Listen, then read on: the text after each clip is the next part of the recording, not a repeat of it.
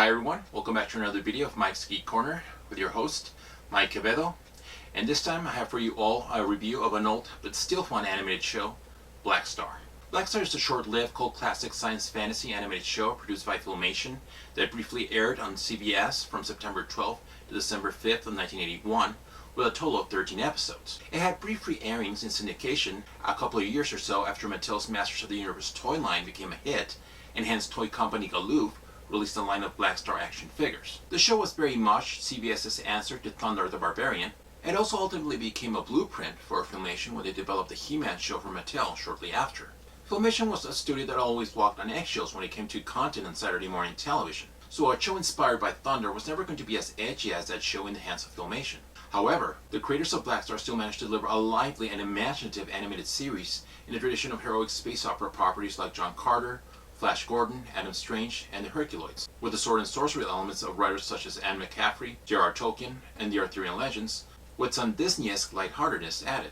Its run may not have stretched long, but hopefully you will see and appreciate what has developed the cult following it has. After Filmation had already churned out a good number of Saturday morning animated hits throughout the 60s and 70s, with such licensed properties like Superman, Aquaman, Batman, Star Trek, Tarzan, and Flash Gordon, Filmation co-founder and executive producer Lou Scheimer came up with the idea of doing a series featuring an original character from Earth who ends up in a strange planet filled with sorcery where he acquires superhuman abilities. The basic premise deals with astronaut John Blackstar being swept through a black hole into another universe where he is stranded on the planet Sagar, and after being helped to recovery from the landing by the hobbit-like inhabitants called Hobbits, Blackstar, in gratitude, riding his dragon horse Warlock, and alongside the enchantress Mara and the elfish-looking shapeshifter Clone, joins in the battle against a tyrannical mage called Overlord, who holds the Power Sword, which when combined with Blackstar's own Star Sword, together form the Power Star.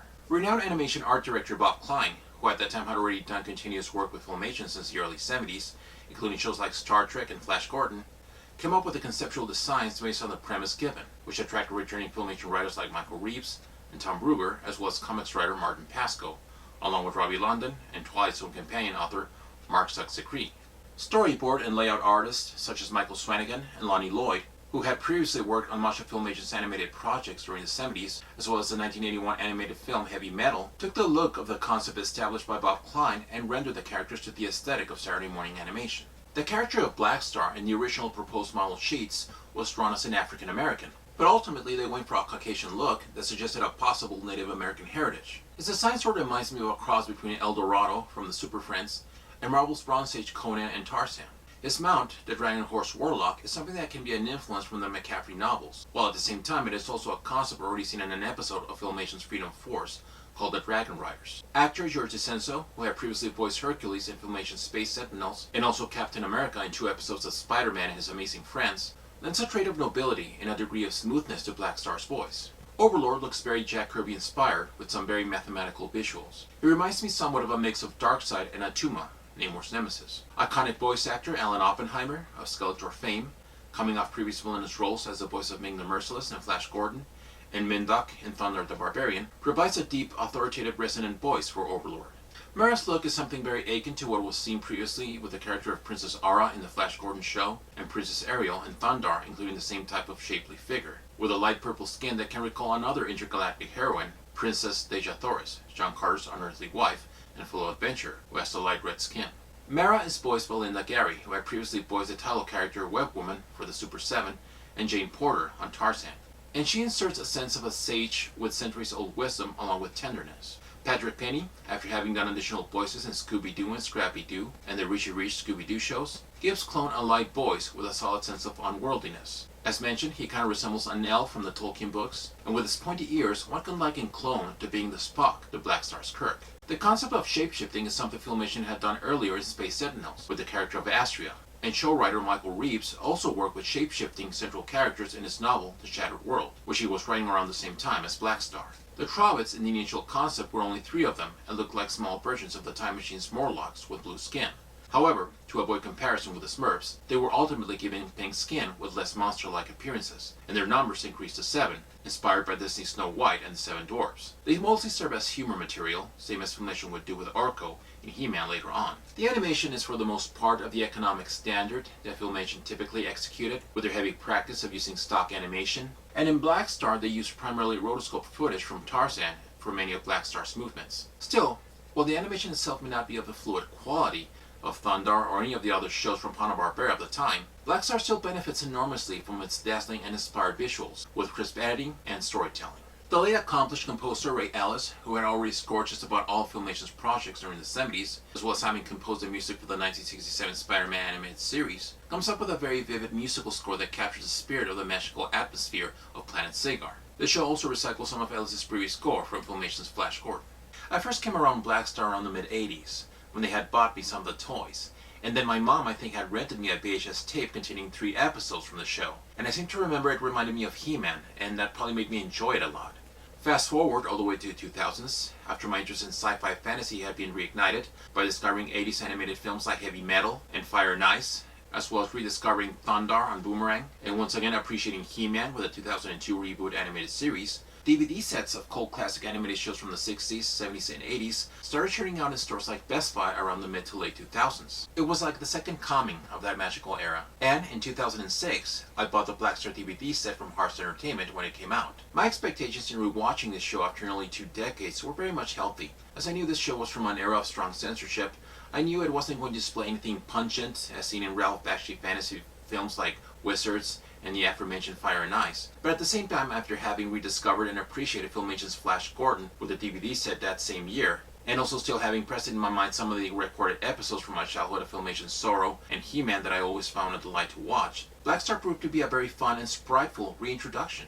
I appreciated how the creative team of the show really channeled the pulpy sensibility of the classic writers I enjoyed like Edgar Rice Burroughs, Robert E. Howard, and Lynn Carter. And with that, let's talk about what the writers bring to some of the episodes, shall we? The writer that undoubtedly has a tighter grip on the show's footing is Michael Reaves. Not only does Reeves bring experience from animated adventure shows like Space Sentinels and Tarzan, but by this time he has already taken to writing fantasy literature, and in particular, the influence of his novels The Shattered World and Dark World Detective are felt in his Blackstar episodes. City of the Ancient Ones sees the Overlord, via the use of a spell, manipulating the Sorceress Amber after reawakening her from ages of sleep, into leading him into the lost city of Tamborian in order to obtain the scroll that has the power of the Ancient Ones. Blackstar, along with his companions, including Amber's old friend Mara, must try and rescue Amber, as well as Clone and the Trobits, who find themselves trapped inside Amber's ring, as they come across such perils like Tamborian's titanic guardian, Sunaro.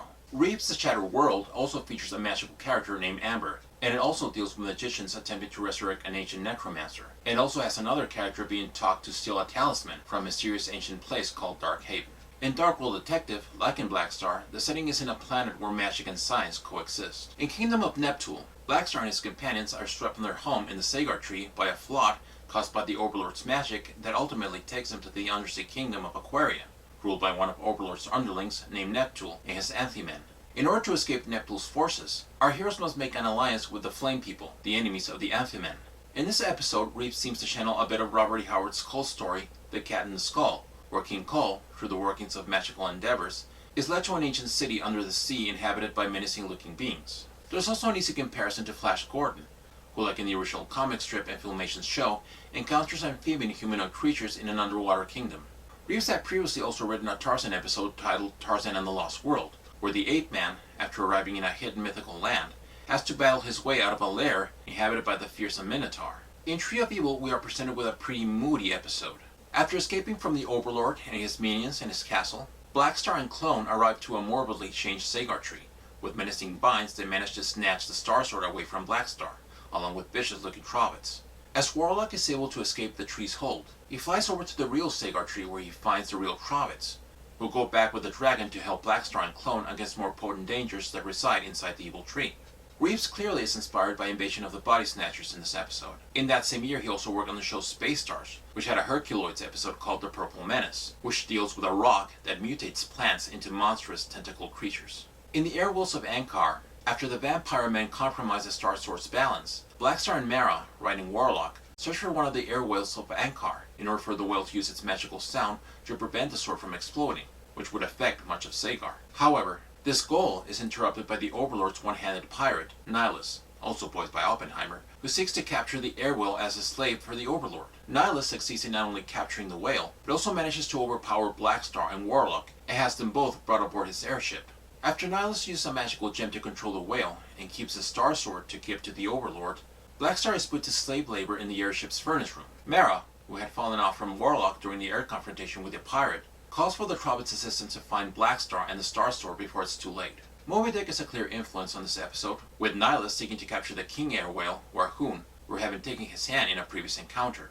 Also, Michael Reaves again brings a bit from the Flash Gordon template, with Nihilus' daughter imploring her father not to hurt Blackstar while he's being held a captive, the same way Ara did with her father Ming in regards to Flash. And just as Flash is forced to work in the furnaces of the Hawkman's floating sky city, so does Blackstar in the furnaces of Nihilus' airship. And there's also more elements from Reeves' book The Shattered World, as we have Nihilus chasing air whales in his airship. So are there dragon ships pursuing dragons in Reeves' novel. Co-writer Mark Scott Zicree has cited the influence of Action Comics number 300, Superman Under the Red Sun from 1963, which featured a land whale in post-apocalyptic future where Superman has been sent by the Superman Revenge Squad. Then there's the Zombie Masters, which showcases Blackstar, Mara, and the Trobbits in the city of Gondar, persuading the city's leaders, Prince Dal and Princess Lowena, to stand with them in the rebellious battle against the Overlord. As Dal states that he'll need time to think the offer over, suddenly Gondar is attacked by the floating city of Marikand, the home of zombies. Blackstar, Dal, and Trobbits Riff and Balkar manage to avoid being swept away into the floating city. But Mara, Lowena, and the other Trobbits, Gossamer and Pulu, are pulled in, and then taken to the chamber of Marikand's zombie ruler, Shaldamar, who, by his fear of souls, snatches the spirits of Mara, Lowena, and Pulu, turning them into his zombies, while Gossamer succeeds in escaping by flying away by his ears. Blackstar and his allies must soon find and rescue their enslaved companions, as Marikand is now headed for the Sagar tree to apply the same treatment as it did to Gondar. There's that sense of George Romero-type dread put to mild aim in this episode with the use of zombies. Reeves again brings some of the traits of his novel The Shattered World, as that novel also featured the aforementioned floating kingdom called Dark Haven. And in Space Stars, in the Space Ghost segment titled The Haunted Space Station, the plot, similarly, involves a soul vampire who has turned a space station's crew into slavish zombies to do his bidding. Michael Reaves' protege, the already mentioned Mark Scott Zicree, who co-wrote Air Whales of Ankar and Zombie Masters with the former, also wrote other episodes for Blackstar. There's the episode Lord of Time, in which one of the Overlord's minions, Kedre, the Lord of Time, in an attempt to restore the malicious Fountain of Fire, uses his time scepter to revert the Sagar tree back to its acorn phase. Aided by Storm, Queen of the Amazons, Blackstar and his companions must tangle with such monstrosities as Kedre's flying bull, Triton, and a Cyclopean T-Rex. Zicree, like Michael Reaves, also worked on Space Stars, and that show also featured a Space Ghost segment called Time Master that dealt with a villain called Tempest. He uses a time satellite to turn back time on a planet in an attempt to harvest the element called Luxor in order to build a time shredder and become master of the cosmos. Other two segments from Space Stars that might have had Zicree's input are the Space Stars finale segment, The Mind Witch, which features a powerful ancient evil witch accidentally awakened from suspended animation by grubbers in the planet Quasar, who makes Space Ghost her brainwashed slave as he attempts to aid the Herculoids fight against her. And then another Space Ghost installment, The Sorceress, that has Space Ghost yet again being taken control of his mind by a sorceress through a mix of magic and technology with the intent to marry him, as Jan and Jace try to aid him from her spell. Another of Zicree's Blackstar episodes, The Crown of the Sorceress, seems to echo this possibility, as this one deals with Blackstar intervening in the battle between a towering ogre-like warrior named Thorg and a beautiful princess named Talina, and after he outmatches Thorg, Talina explains she's a former prisoner of the Overlord, and asks Blackstar to escort her to her kingdom in the west, and then her people would help him defeat Overlord. But after Gossamer, having returned to the Sagar tree at the request of Blackstar, takes with him the jewel that was dropped from Talina's crown during the encounter with Thorg, and discovers, along with the other Trobbits and Mara, that the jewel serves evil, and that Talina lied, as there is no kingdom in the west, and it's revealed by Thorg that Talina is a servant of the Overlord, before she casts a spell on Blackstar, making him obey her and attack his allies who are attempting to rescue him.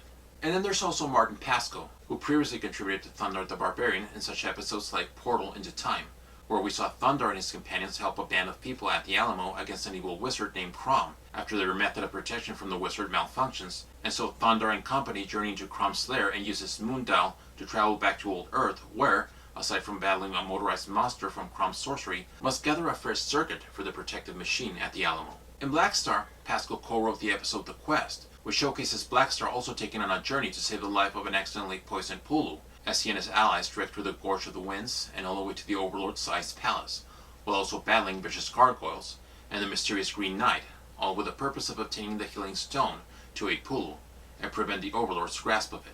So I compare Blackstar in a way to the movies Battle Beyond the Stars from 1980 and Krull from 1983. How? Well, both films can, on one hand, be justifiably called a riff on Star Wars, but at the same time they both have their own unique charm, with distinct direction, design, and performances. Blackstar is kind of riding the wave of the animated shows Flash Gordon and Thundar, but Blackstar's creative team seem very conscious as to what fans of the genre will find refreshing. And in the case of Blackstar, it's the Disney-esque aspect, presented with the Trobbits and its more uplifting feel-good tone. It's John Carter and the Seven Dwarfs, it's Flash Gordon in Never Neverland, or the Herculoids meet the Smurfs. That's Blackstar in a nutshell. So, if what I just mentioned is your cup of tea, check out Blackstar on YouTube, or you might find the old DVD sets online, be it on eBay or Amazon, if it's not streaming there yet. Thanks so much for watching. Hope you enjoyed this review. If so, please give it a like. Please make sure you subscribe to my channel, and feel free to leave your comments below. And I'll be seeing you soon. Take care. Bye-bye.